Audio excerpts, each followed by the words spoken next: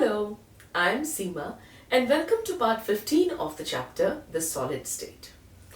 Until now, we have been studying about the different kinds of solids. We studied that there are amorphous solids and there are crystalline solids. Then we talked about the crystalline solids and we started understanding how the different arrangement of the constituent particles results in these crystalline solids.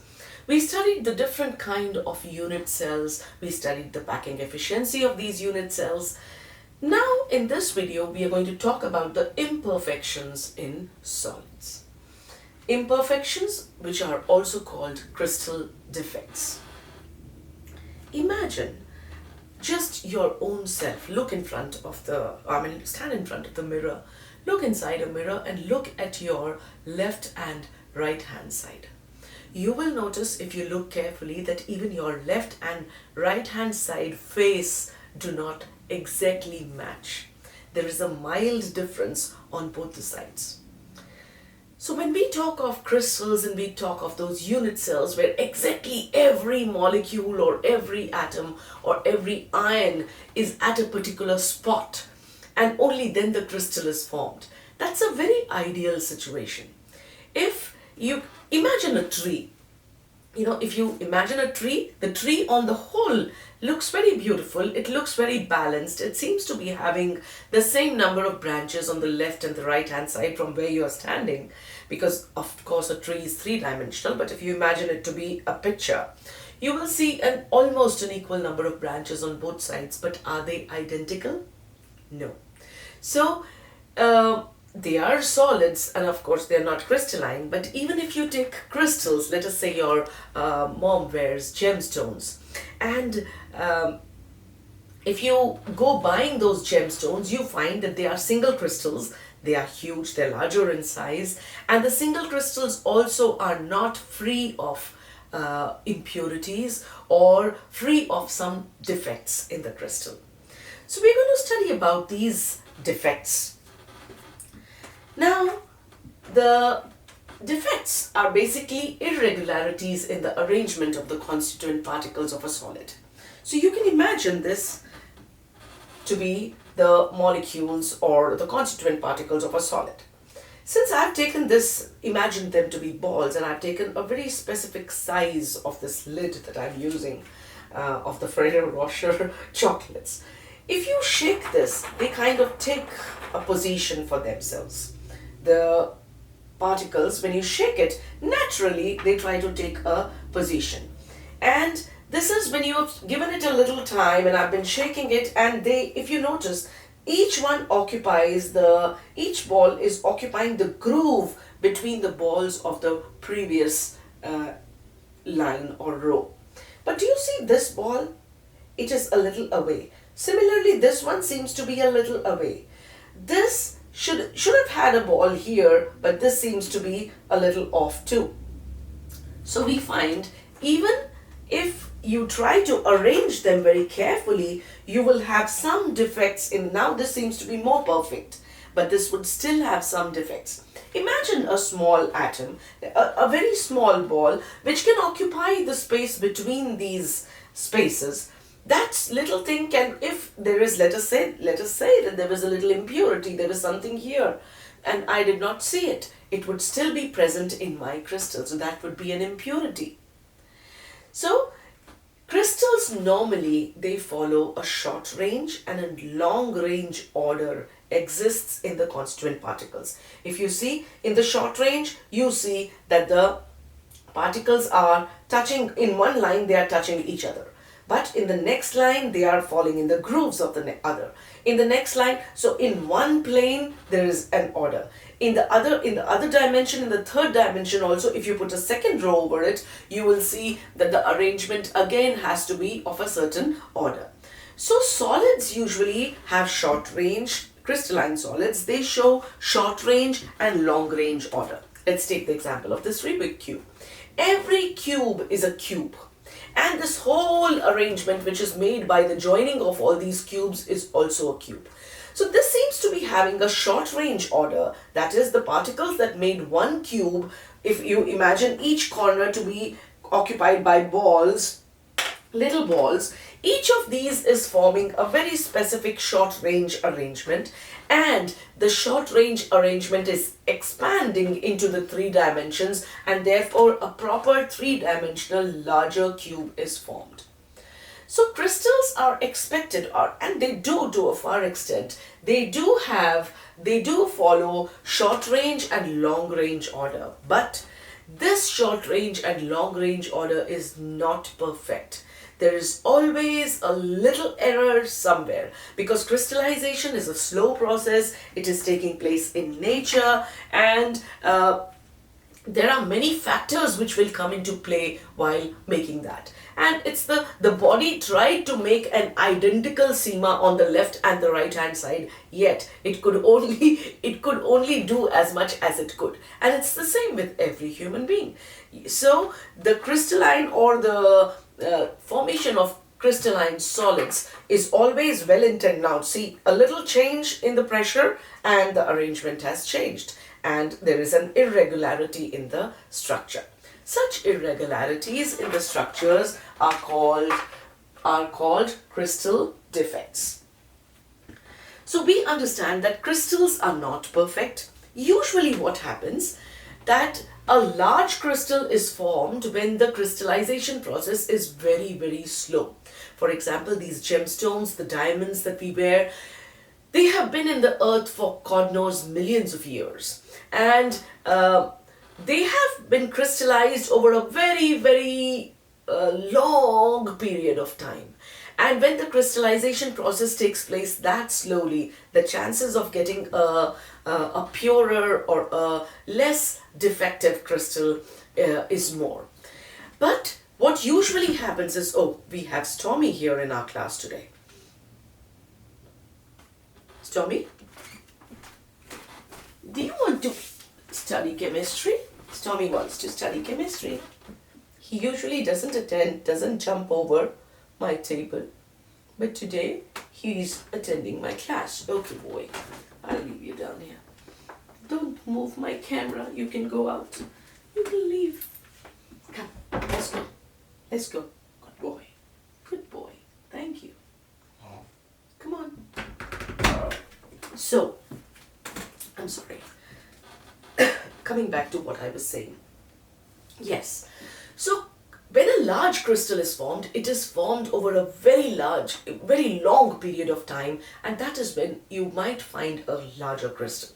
Usually what happens is, when crystals are formed, they don't get that much of time, especially if you're doing it in industries, or you are quickly preparing something which is crystalline in nature, and your aim is not to keep it under the earth for millions of years. So in that stage, usually what happens, crystals are formed faster, therefore larger crystals are not formed, smaller crystals are formed.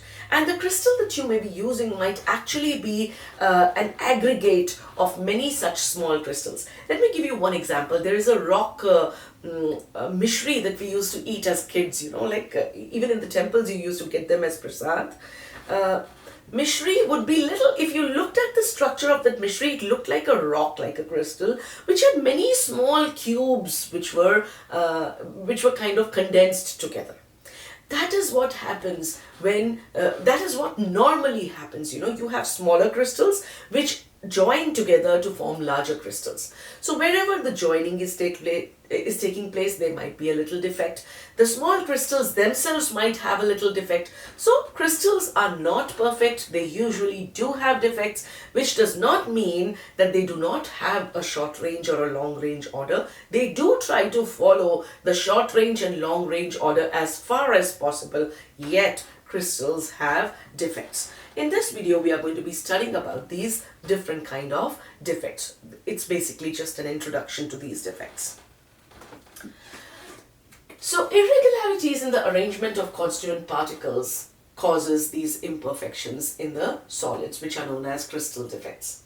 There are mainly two kinds of crystal defects. One is point defect, and the second is line defect.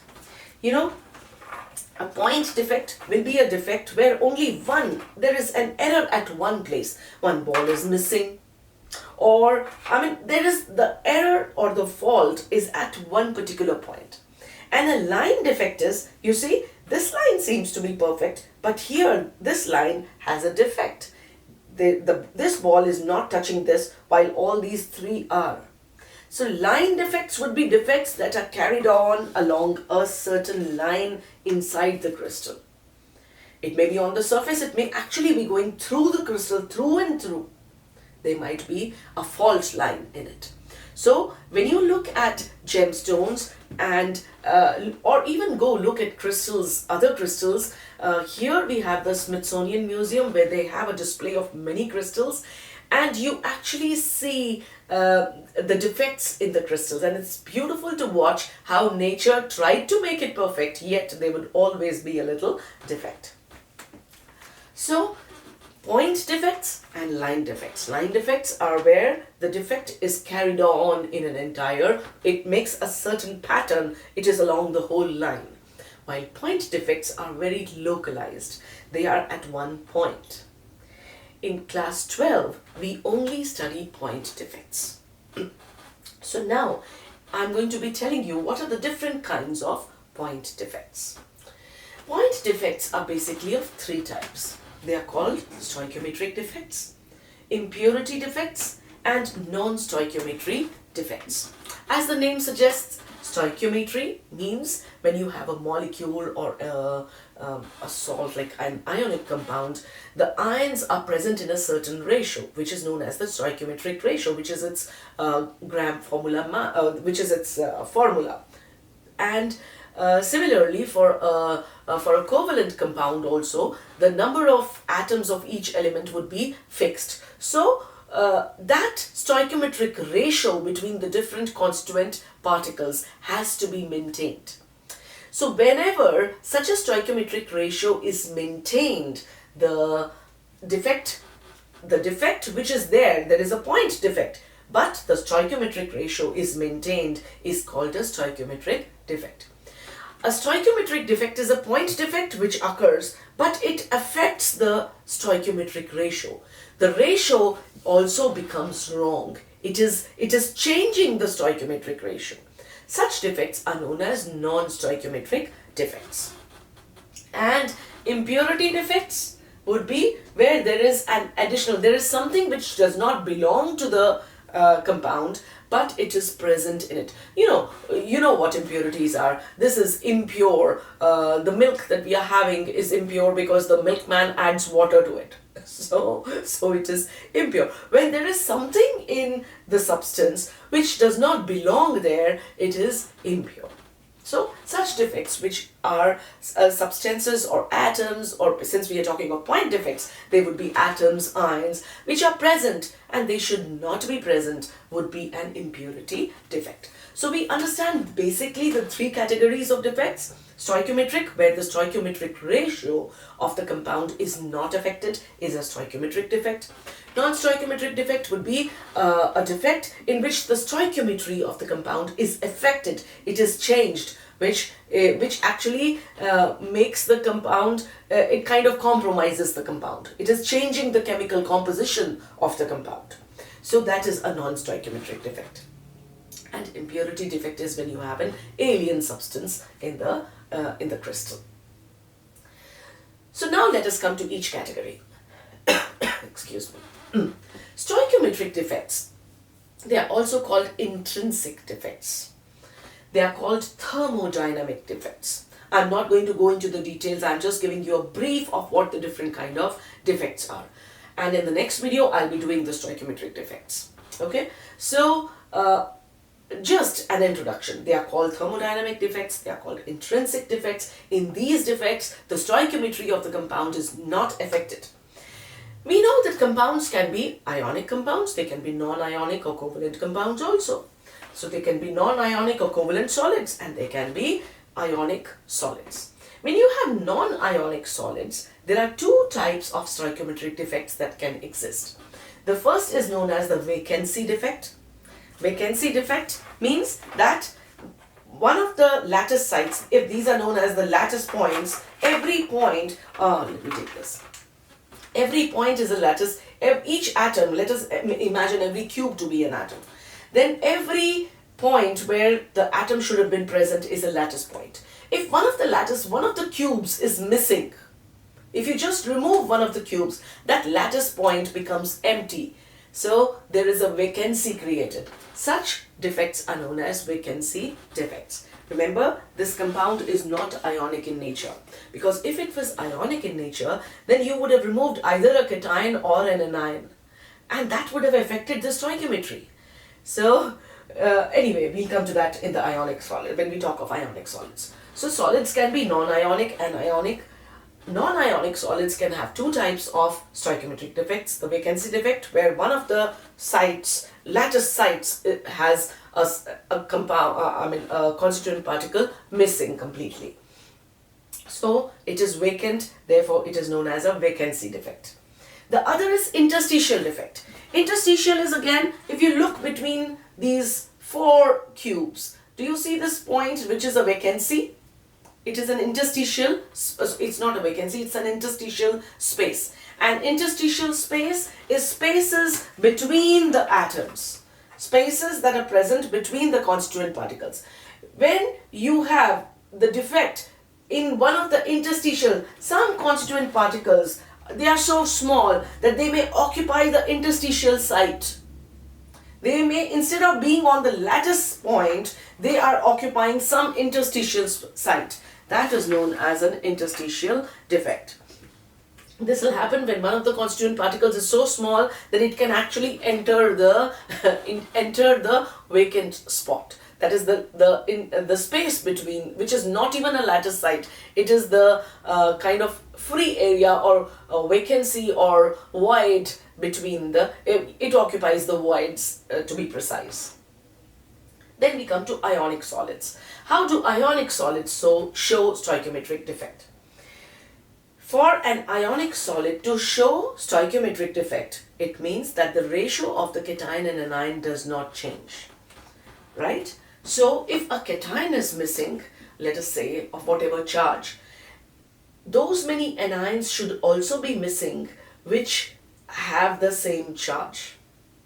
Like if this is 2 positive is missing and the negative charge is 1 negative, then you will have to have 2 anions missing and 1 cation missing or whatever for that defect to exist. The defect exists in such a way that the number of positive and negative ions remain the same. The number of positive charges and negative charges remain the same, therefore electrical neutrality is maintained. So these are basically nothing but the vacancy defect and the interstitial defect, but since the electrical neutrality has to be maintained, therefore they are given separate names because that has to be taken into consideration. Tomorrow when we do this in detail, you will understand why they are kind of similar yet different. The first is Frankel defect. Frankel defect is somewhat like interstitial defect. I'm not going into the details now, although it is very interesting and I'm tempted to, but we'll do it in the next class. So Frankel defect is somewhat similar to the interstitial defect, and the Schottky defect is like the vacancy defect. That there is a vacancy that is created, and Frankel defect is where the interstitial site, that is the void, is occupied by the ion. So these were stoichiometric defects. Let's come to the second category, impurity defects. You do understand impurity defects, that there is some impurity, there are dust particles occupying the voids. The dust particles are an impurity. Whatever, it could be anything which does not belong to the actual crystal, but it is present in it, is an impurity defect.